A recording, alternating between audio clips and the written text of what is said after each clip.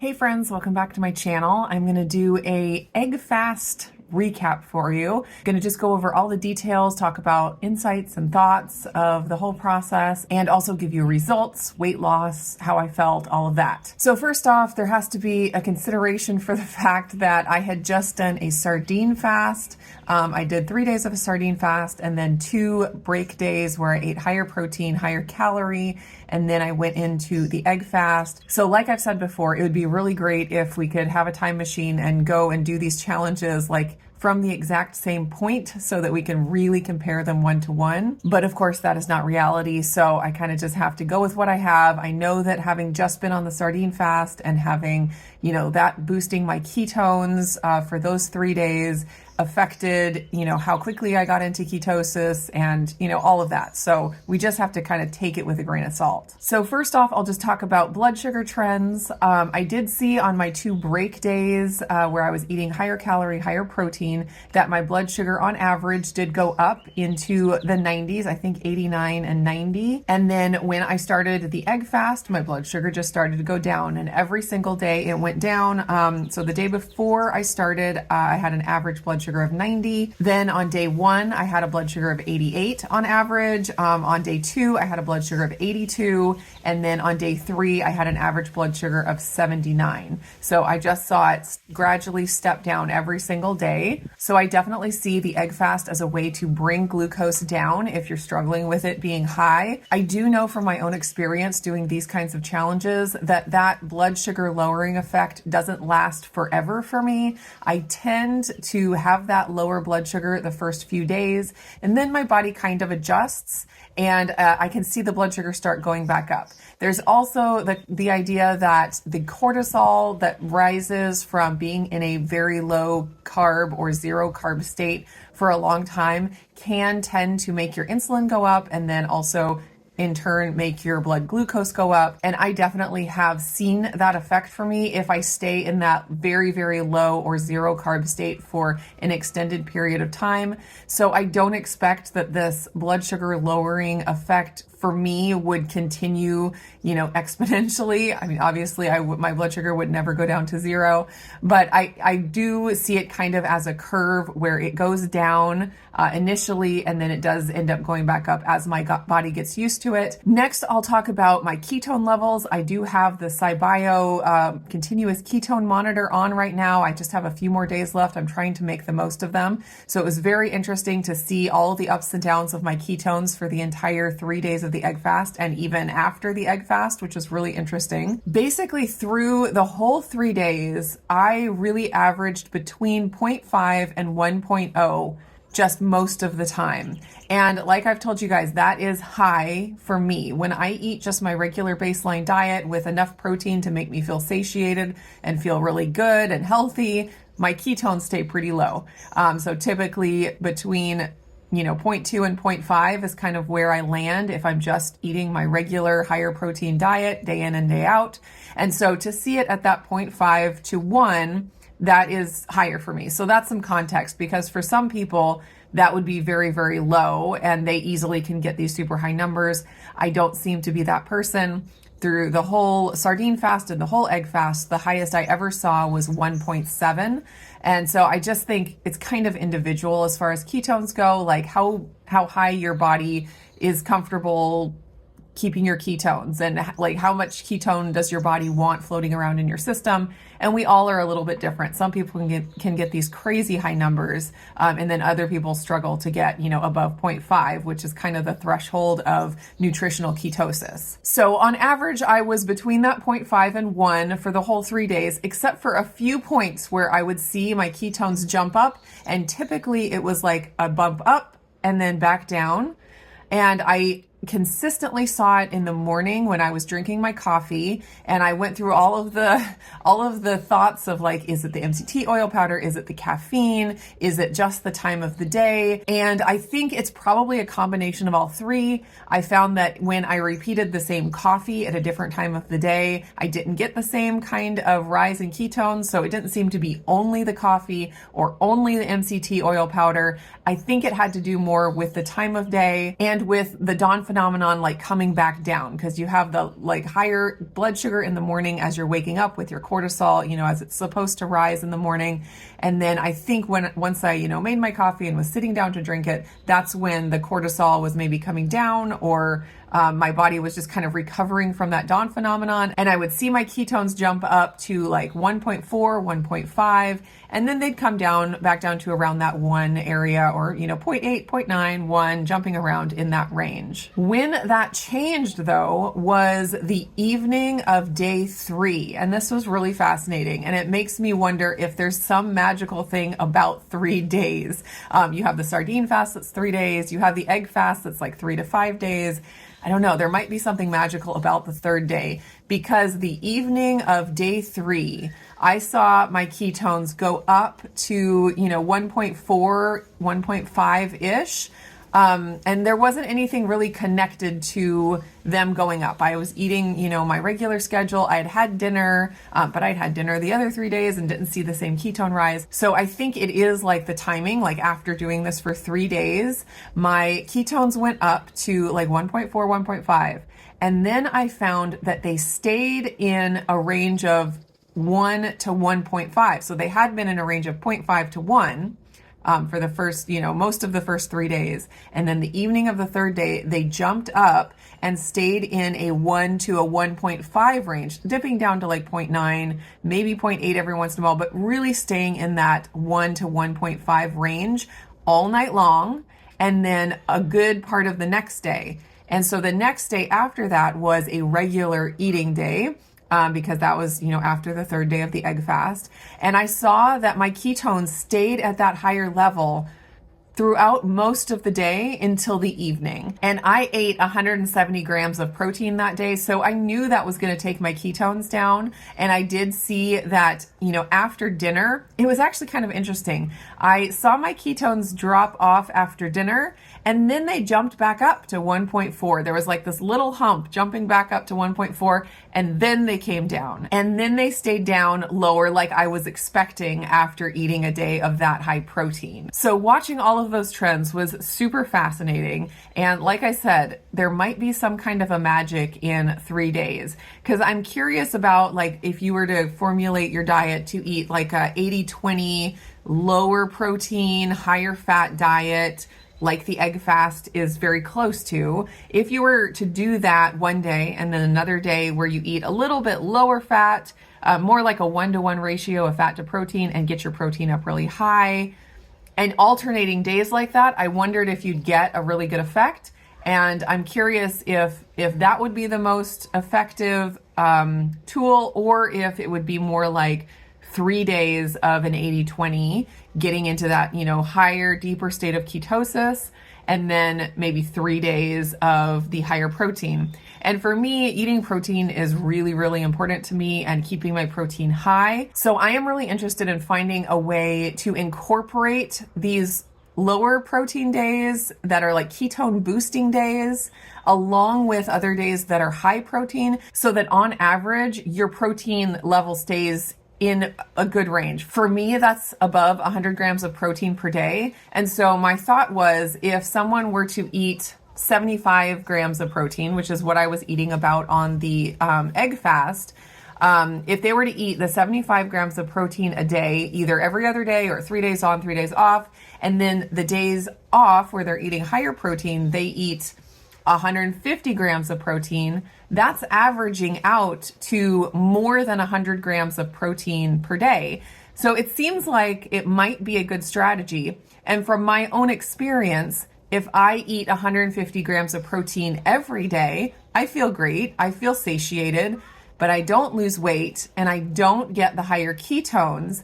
And I am finding that the higher ketone levels, anywhere from that 0.5 to 1.5, where I've been kind of going back and forth between, I feel an enhancement in my brain. And that is something that's really important to me. because I struggle with iron deficiency, and a huge symptom of iron deficiency is brain fog and brain function. And so anything I can do to enhance my brain function, I'm really, really interested in. And that has been another huge eye-opener for me doing both the sardine challenge and the egg fast, is that I did see that that functionality of my brain, just like firing a little bit faster, being able to retain thoughts, being able to talk and think at the same time. And there's times where when my brain is really struggling, where it's like I just have to talk until I run out of thoughts, and then I have to stop and regroup my thoughts, and then I can talk again. But when my brain is functioning on all cylinders, I'm able to, formulate thoughts that I'm going to say, next as I'm continuing my thought that I'm on currently, if that makes sense. So seeing that difference in my brain has been really, really interesting, and it has motivated me more than I was to seek out those ketone levels. There is a huge division in the keto carnivore world where, some say in order to say you're on a keto diet, you have to measure your ketones, you have to have measurable ketones, and the higher the better. Within reason. Obviously, you don't want ketoacidosis, but that's not something you can induce anyway, unless you're a diabetic. Anyways, I digress. And then there are lots of smart people on the other side that say that the number on the ketone meter does not matter. It's not even very accurate, because once you get into ketosis and you're fat adapted, your body gets better at utilizing ketones, so they're not floating around in your blood. And so you really just don't have to worry about the number on the ketone meter. And I see huge validity in both. Both of those ideas make sense to me. And honestly, for a long time, I've been in the second camp, because I knew that protein was so important for me to feel my best. And because of my experience eating an 80-20 keto diet for a long period of time, making me feel really terrible and really messing me up, I kind of put aside the idea of ketones for a while, and just focused on eating the protein and making sure my body was well nourished. And I'm really glad that I did that. I don't think that I should have just tried to push through with the 80-20 when I was feeling so terrible. But now through this experience and experiment, I have really learned for myself how I feel when I have those higher numbers of ketones circulating in my blood. So it could be possible that because I am fat adapted, I'm not seeing as high numbers as some other people maybe that are just starting a keto diet. But I'm finding that I do feel better in my brain, especially when I see that number a little bit higher. So I do think it's important to know your own range and to know where the number of ketones on the meter, where you feel the best. So for me, I'm not just going to assume anymore that if I see a 0.2 on the meter, that it's just that my body is utilizing all the ketones.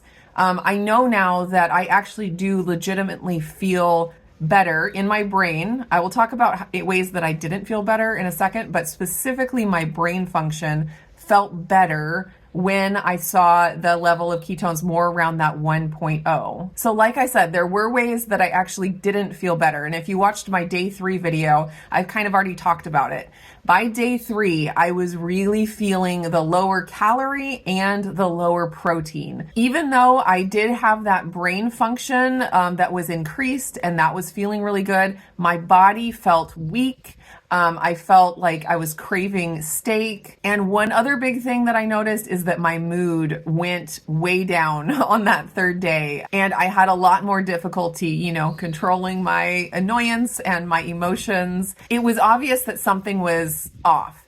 Even though, if you remember, that end of day 3 is when my ketones bumped up and they were the highest of the whole 3 days. So I try really hard not to just say something like, ketones are good, we want to get high ketones, and therefore, no matter what it takes to get there is good and healthy for you. I knew that from experience years ago when I tried to do keto in the kind of 80-20 way, that for me, and this is my own body, and this is where we all have to listen to our own bodies, because for some people 80-20 works great long term and they feel really good, and I don't want to discount that. But for me personally, that was not enough protein for me. And so even though I was getting those high ketone numbers and getting some benefits from that, there are definitely benefits from getting higher ketone numbers. But just because there are some benefits in certain areas from getting those higher ketone numbers does not mean that there cannot be any negatives that can happen as well. I mean, think of it like fasting. We know that we get high ketones from fasting, but we also know that we can do a lot of damage to our body from fasting too much. And I absolutely think there can be a similar type thing that can happen from overdoing a sardine fast or an egg fast or an 80-20 or anything that's, lower calorie. So like I've already said many times, my goal in all of this is to get tools for myself. I don't see like 80-20 as something I need to decide if I'm going to do forever or not do it all, or PSMF if I'm going to do it forever or not at all, or fasting if I'm going to do it forever or not at all. There's not just a yes or no, black or white to all of these different tools. I think there is a way to use all of these tools and to have them all in your toolbox and to pick and choose which ones work for you for a specific time or for a specific purpose. These tools don't have to be at war with each other. They can all live together in this nice little toolbox. So for example, I was thinking about when I was doing some lean days recently. I told you guys all about that in my Wellness Wednesdays. I said I'm going to try some lean days, see how my body responds, see if it's ready to drop some weight. And I found that it was fine, but my body really did not seem to respond with weight loss. I would kind of drop down a couple pounds and then it jumped right back up. And I never really lost any weight. And I was like, I don't think my body is really responding to this. But a year and a half ago, when I did that, I dropped weight so fast. My body was so ready to lose weight, and it responded to that, lower fat days, every other day, amazingly well. And I dropped weight and I have kept it off for the last year and a half, like 15 pounds I kept off for the last year and a half. And so I don't think that tool was bad then. I don't think that tool is bad now. I just think that my body was ready for it then, and it was a good tool at that point. And then this time when I tried it, it was like, no, my body did not like that.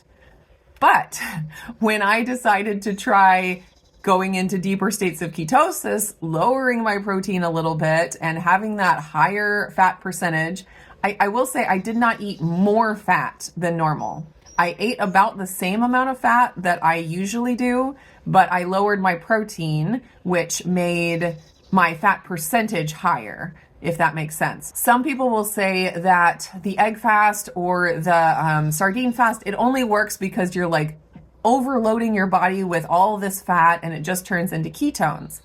And while I think that can be true, especially, if you're using MCT oil and stuff like that, like tons of it, that's true. But I was, on a lot of days eating, especially on the sardine fast, eating less fat than normal. It's not like I just totally bumped up my fat, tripled my fat intake, and that resulted in higher ketones. I was eating less fat than normal. So that doesn't quite correlate with my experience with this. But as I was saying, a contrast to when I tried the lean days, a month or two ago, and didn't really see any weight loss, go down a couple of pounds and then jump right back up a couple of pounds. Really, my body just was not responding with weight loss. Compared to doing the sardine fast and the egg fast, let me give you a weight update. So remember, I had just lost 4.9 pounds in the 3 days of the sardine fast. And then I had 2 regular days after the sardine fast where I maintained like the exact same weight. When I stepped on the scale the next 2 mornings, I was the exact same weight. So I was sitting at a 4.9 pound loss, which is a lot. So I really didn't have a lot of expectation for weight loss with the egg fast. But I will go day by day with, what the scale said. So after day 1, so I started at 156.6 on day 1 of the egg fast, and that is down from 161.5 before the sardine fast.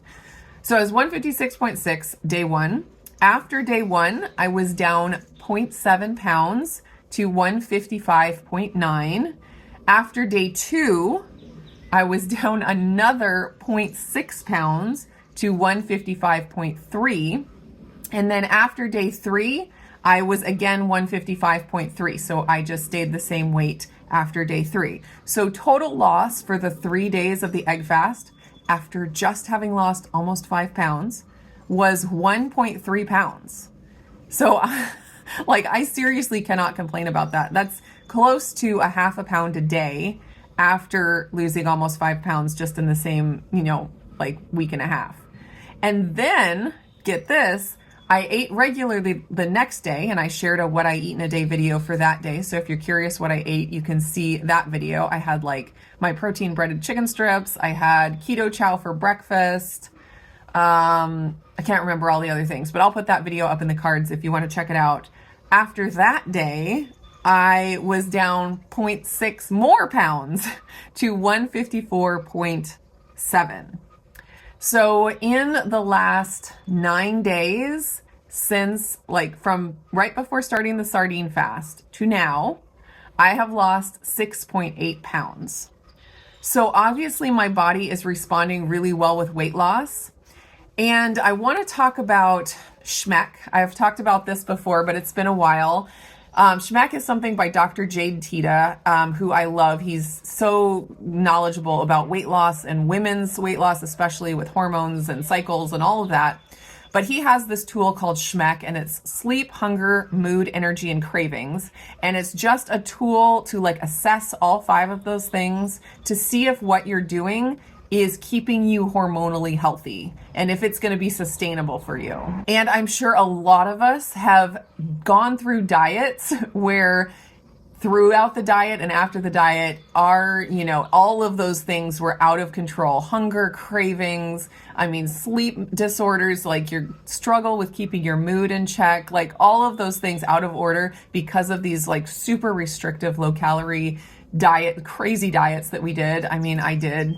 Maybe you didn't, but I did. And so if I had gone through, this sardine fast and then this egg fast, and I lost 6.8 pounds, and I was sitting here fighting not to go binge on everything in the kitchen and, craving sugar like mad, energy being like in the toilet, like feeling cold, all those things that like shows that our metabolism is going down and our bodies are fighting to gain weight back, I would be like, I don't think this worked for me, even though there's that huge amount of weight loss.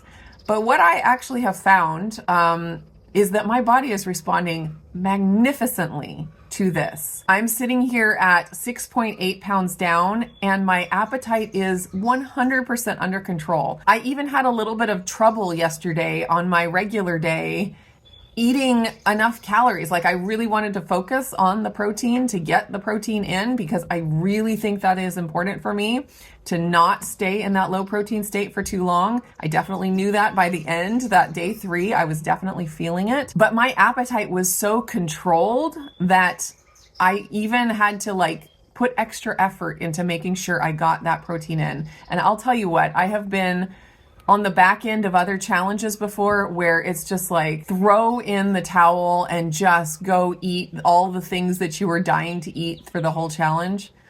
I'm just not at that place anymore. The way that my body has responded to this has been just very, very satisfying. So all that being said, I definitely plan on incorporating a lot of this new knowledge into my diet moving forward, and all of these tools that I have, been experimenting with, like they're all in my toolbox now, and I just have to figure out how to use them the most effectively, as well as the tool of, high protein to keep myself satiated and feeling good and not losing muscle, all of that stuff. But all in all, it has been a huge learning experience, and I just am super thrilled with where I'm at.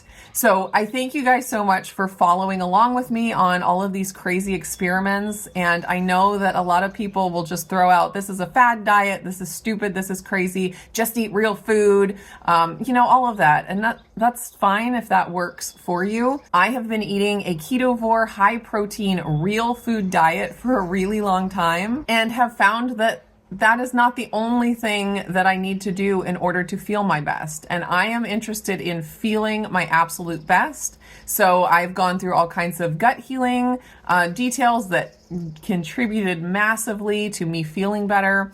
and then just layering on this new information about ketone levels and how I can manipulate those in order to feel even better. And that's, layered on top of my knowledge of protein and how incredibly important it is for me to get high protein. So it's like all these different pieces of a puzzle that I'm figuring out how to put together, and like creating my own puzzle and putting the pieces together at the same time. I don't know if that analogy works, but we'll go with it. And as always, I know that what works for me does not necessarily work for everyone else.